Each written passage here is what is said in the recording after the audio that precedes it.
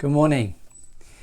Our youngest grandson Elias, following his cousins Ian, Lewis and Billy, loves lights and loves when he comes in the door in our hall downstairs going duh, duh, duh, duh.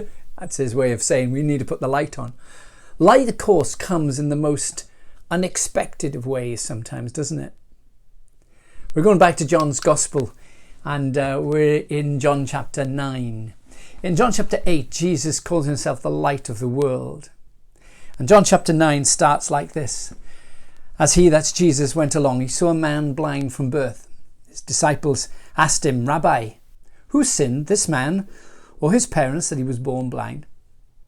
Neither this man nor his parents sinned, said Jesus, but this happened so that the works of God might be displayed in him. As long as it's day, we must do the works of him who sent me. Night is coming when no one can work. While I am in the world, I am the light of the world. After saying this, he spit on the ground, made some mud with the saliva, and put it on the man's eyes. Go, he told him. Wash in the pool of Siloam. This word means sent. So the man went and washed and came home seeing.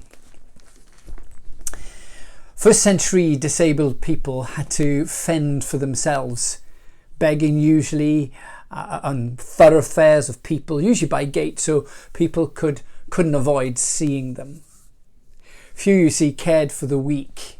In that culture and that time, heroes were the powerful, they were the healthy, they were the Alexander the Great, so Augustus Caesar. Jesus was unlike this.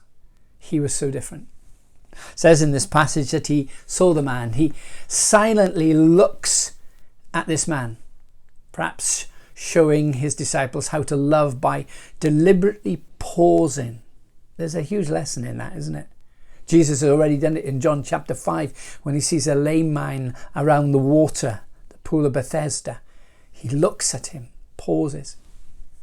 Jesus focuses his attention long enough for his disciples to ask this question and begin this discussion about this man. Who sinned? Rabbi, who sinned? This man or his parents that he was born blind? They automatically judge this man for his blindness. They're using, if you like, first century filters or glasses. Either he sinned or his parents messed up.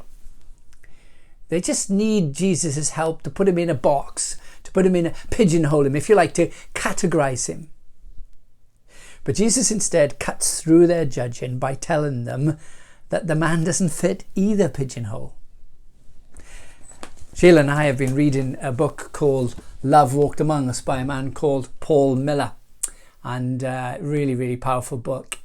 And in it, he says, talking of this story, he says, in our world today, it's no longer fashionable to talk about sin.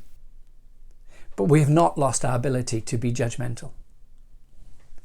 I quote him when he says this. Miller says, analysing provides the disciples with a safe and tidy world that keeps everything in its place. So they talk about the blind man while he's right there in front of him. Or they're right there in front of him. But Jesus moves towards him, makes mud, touches his eyes. Listen to this. Jesus lowers himself in order to care, while the disciples elevate themselves in order to judge. Miller goes on to put it like this. The disciples see a blind man. Jesus sees a man who happens to be blind. The disciples see an item for debate. Jesus sees a person, a human being like himself. They see sin, the effect of man's work. Jesus sees need, the potential for God's work. The disciples see a completed tragedy and wonder who the villain was. Jesus sees a story half told with the best yet to come. What a saviour. What a Jesus. I wonder how that blind man felt when he heard the disciples' question about him. Pigeonholed, put down, angry, guilty. What did I do to deserve this blindness? Was it my parents? Was it me? As Miller says, that uneasy, hopeless feeling. Whatever did I do wrong?